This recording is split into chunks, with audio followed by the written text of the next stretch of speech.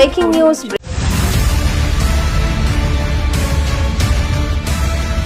ರಾಜ್ಯದಲ್ಲಿ ಡೆಂಗ್ಯೂ ದಿನೇ ದಿನೇ ಜ್ವರದಂತೆ ಏರುತ್ತಿದೆ. ಜನ ಡೆಂಗ್ಯೂನಿಂದ ಪಾರಾಗಲು ಒದ್ದಾಡುತ್ತಿದ್ದಾರೆ. ಆದರೆ ಜನರ ರಕ್ಷಣೆಗೆ ಧಾವಿಸಬೇಕಾದ ಸಿದ್ದರಾಮಯ್ಯನವರ ಕಾಂಗ್ರೆಸ್ ಸರ್ಕಾರ ಮಾತ್ರ ಹಗರಣಗಳಲ್ಲಿ ನಿರತವಾಗಿದೆ. ಮೈ ಮೇಲೆ ಎಳೆದುಕೊಂಡಿರುವ ಭ್ರಷ್ಟಾಚಾರದ ಪ್ರಕರಣಗಳನ್ನ ಮುಚ್ಚಿ ಹಾಕಲು ಕ್ಷಣಕ್ಕೊಂದು ದಿನಕ್ಕೊಂದು ಸಿದ್ಧ ನಾಟಕಗಳನ್ನ ಆಡುವಲ್ಲಿ ಸಮಯ ವ್ಯರ್ಥ ಮಾಡುತ್ತಿದೆ. ರಾಜ್ಯದಲ್ಲಿ ಶುಕ್ರವಾರ ಒಂದೇ ದಿನ ಬರೋಬ್ಬರಿ 549 ಜನರಲ್ಲಿ ಡೆಂಗ್ಯೂ ಪ್ರಕರಣ ದಾಖಲಾಗಿದೆ. ಒಟ್ಟು ಡೆಂಗ್ಯೂ ಪ್ರಕರಣಗಳು 15,000 ದಾಟುತ್ತಿದೆ. ಸುಮಾರು 10ಕ್ಕೂ ಹೆಚ್ಚು ಮಂದಿ ಡೆಂಗ್ಯೂಗೆ ಬಲಿಯಾಗಿದ್ದಾರೆ. ಇಷ್ಟಾದರೂ ಡೆಂಗ್ಯೂ ತೀವ್ರತೆ ಸರ್ಕಾರಕ್ಕೆ ಮಾತ್ರ ಅರ್ಥವಾಗಿಲ್ಲ. ಆದ್ರೆ ಹೈಕೋರ್ಟ್ ಇದನ್ನ ಗಮನಿಸಿ ತಾನೇ ಪಿಐಎಲ್ ದಾಖಲಿಸಿಕೊಂಡು ಈ ಕಾಂಗ್ರೆಸ್ ಸರ್ಕಾರಕ್ಕೆ ಛೀಮಾರಿ ಹಾಕಿದ್ರು ಸಿದ್ದರಾಮಯ್ಯ ಸರ್ಕಾರ ನಿದ್ದೆಯ ಮಂಪರಿನಿಂದ ಹೊರಬಂದಿಲ್ಲ. ಬೆಂಗಳೂರು ಗ್ರಾಮಾಂತರ, ಮಂಡ್ಯ, ಹಾಸನ, ಹಾವೇರಿ, ಬೀದರ್, ತುಮಕೂರುಗಳಲ್ಲಿ ಬೀಡು ಬಿಟ್ಟಿದ್ದ ಡೆಂಗ್ಯೂ ಈಗ ದಕ್ಷಿಣ ಕನ್ನಡಕ್ಕೂ ಕಾಲಿಟ್ಟಿದೆ. ಒಂದ್ ಕಡೆ ಮಳೆ, ಇನ್ನೊಂದ್ ಕಡೆ ಡೆಂಗ್ಯೂ ಜನರ ಬದುಕನ್ನ ಮೂರಾಬಟ್ಟೆ ಮಾಡುತ್ತಿದೆ. ಮಂಗಳೂರಿನಲ್ಲಿ ರಕ್ತದ ಕೊರತೆ ಎದುರಾಗಿದೆ.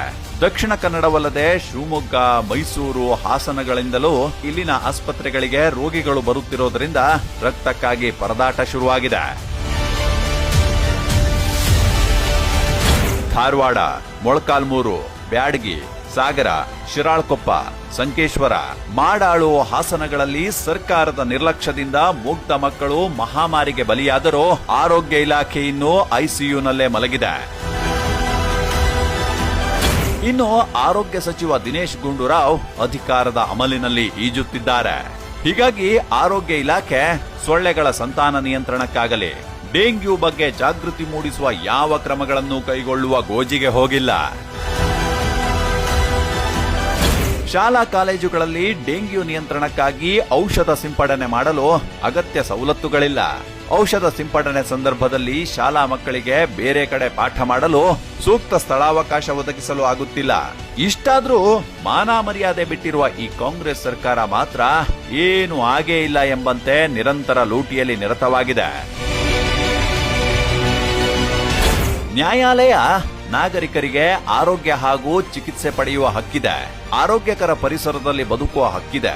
ಮೊದಲು ವೈದ್ಯಕೀಯ ಸೌಲಭ್ಯಗಳನ್ನು ಒದಗಿಸಿ ಡೆಂಗ್ಯೂನಿಂದ ರಾಜ್ಯದ ಜನರನ್ನ ಪಾರು ಮಾಡಿ ಎಂದು ಸರ್ಕಾರಕ್ಕೆ ಚಾಟಿ ಬೀಸಿದರೂ ನ್ಯಾಯಾಲಯದ ಮಾತಿಗೆ ಕವಡೆ ಕಾಸಿನ ಕಿಮ್ಮತ್ತು ಕೊಡದ ಬಂಡ ಕಾಂಗ್ರೆಸ್ ಸರ್ಕಾರದಿಂದ ಜನರಿಗೆ ನಯಾ ಪೈಸೆ ಪ್ರಯೋಜನ ಇಲ್ಲ.